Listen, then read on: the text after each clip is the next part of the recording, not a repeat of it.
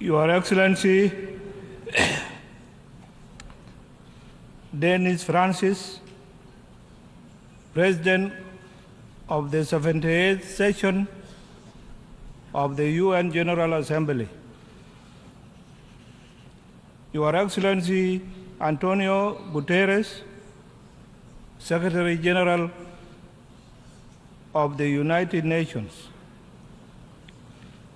Your Majesties, Your Excellencies, Heads of State and Government, distinguished delegates, ladies and gentlemen,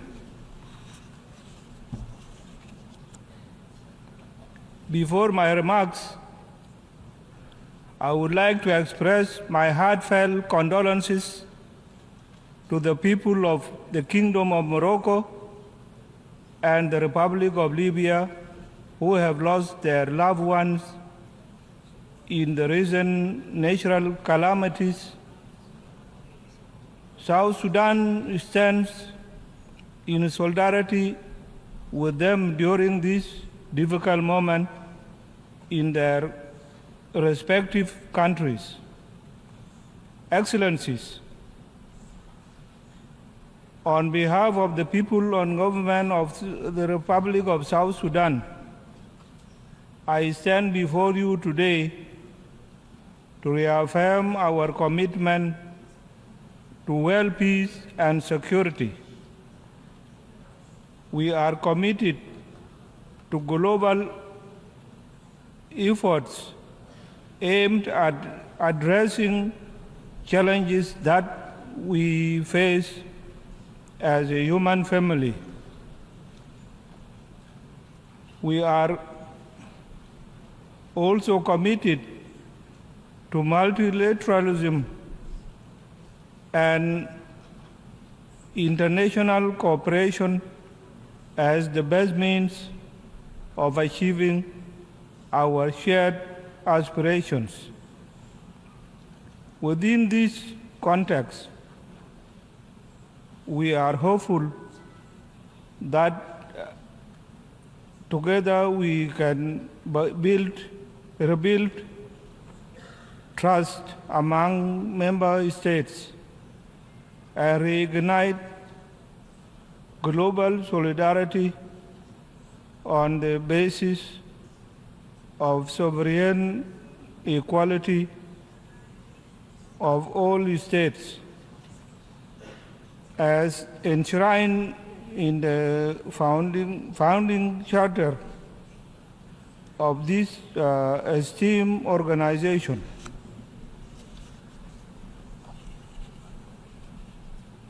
Excellencies, we recognize the urgency of challenges before us. We are also aware of concerted action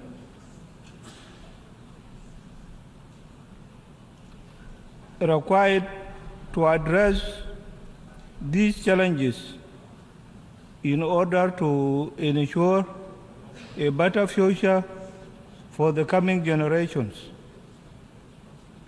To this effect, South Sudan has developed sustainable development goals, rescue plan with the focus on 7 SDG targets. This plan provides a roadmap of a better future for our people.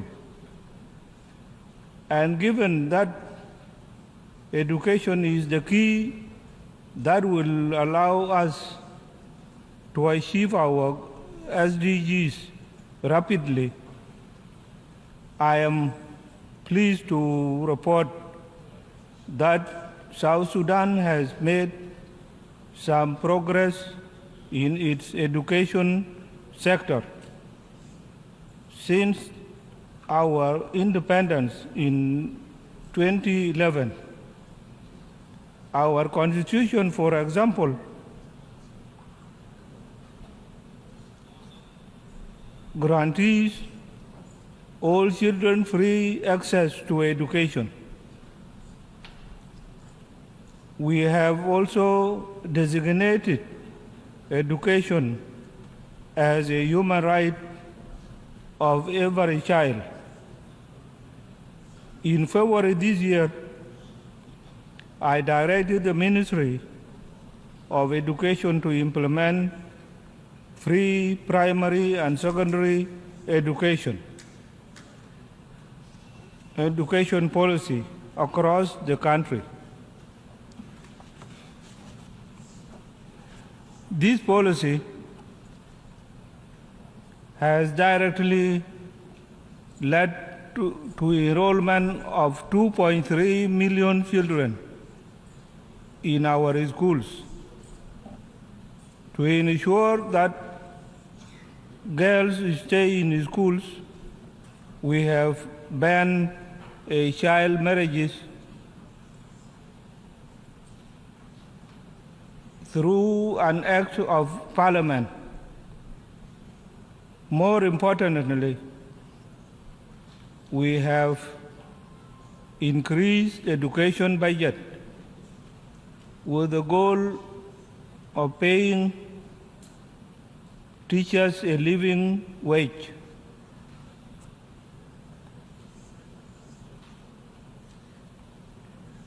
In the health sector,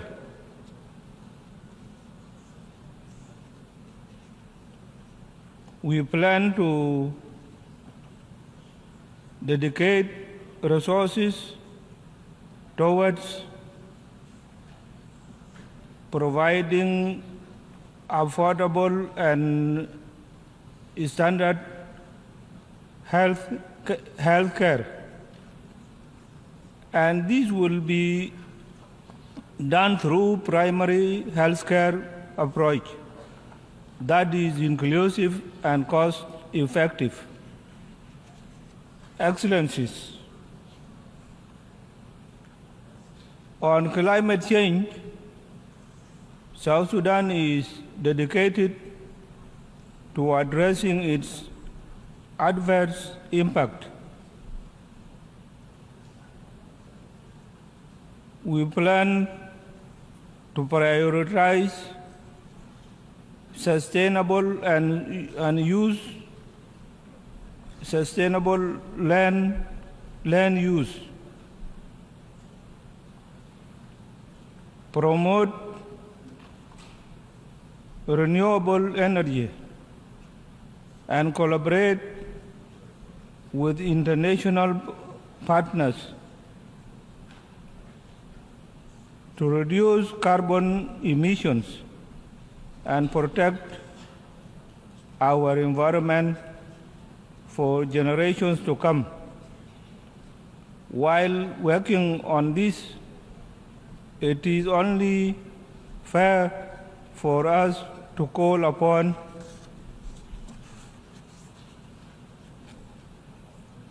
developed countries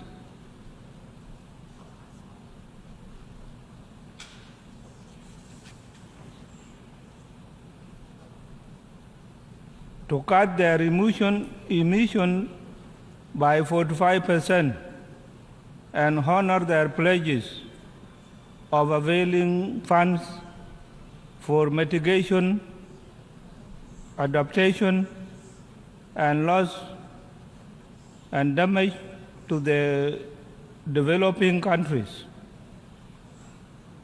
With the recently concluded Africa Climate Summit held in Nairobi, Kenya, it is high time that the declaration of the summit forms the new crisis for rebuilding trust and regaining global solidarity for attaining the 2030 agenda Excellencies, we acknowledge the political, humanitarian, and security challenges we have faced as a country since 2013. However, we have turned the corner with the signing of the revitalized peace agreement in 2018. Now we are determined to build on the commitments of our revised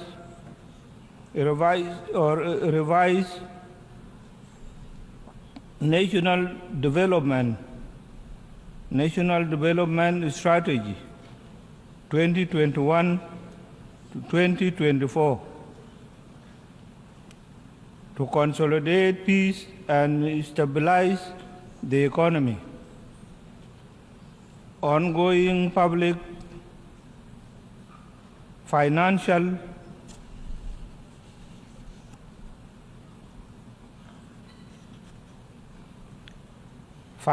management reforms and recently concluded National Economic Conference from solid basis for sound management of public resources for the benefit of our citizens. What remains now is to fast-track the implementation of the remaining provisions in the agreement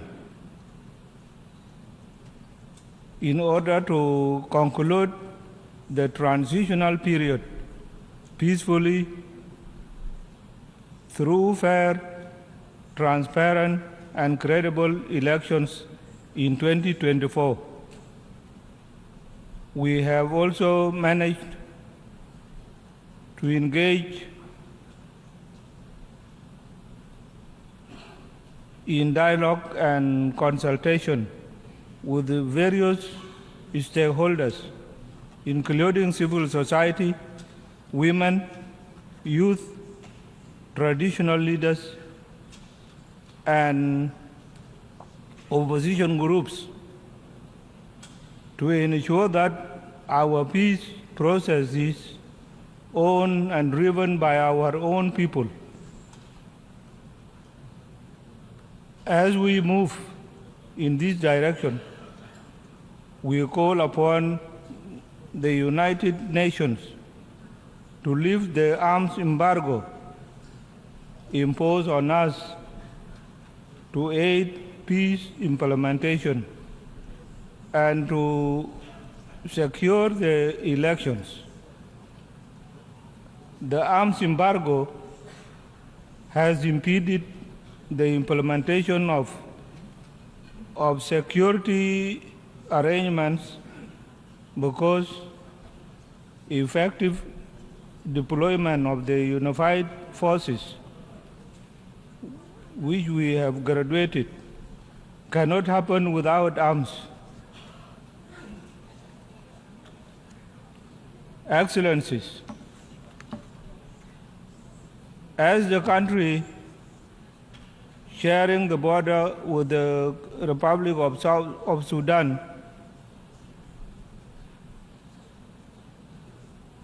South Sudan has received thousands of Sudanese refugees and our returnees since the conflict broke out in the Sudan in April 2023. This influx has overwhelmed our border communities and created a humanitarian crisis. I'm appealing to the international community to avail resources to help refugees and displaced persons who crossed into South Sudan. While the world is dealing with multiple crises, we call for a provision of sustained support to these displaced persons as we work on how to restore peace and stability in Sudan. In closing, South Sudan stands before this esteemed assembly as a resolute partner in the collective pursuits of a better future for all. I extend our hand of friendship to fellow member states, international organizations, and civil society. Thank you very much and for your kind attention to these remarks. Thank you.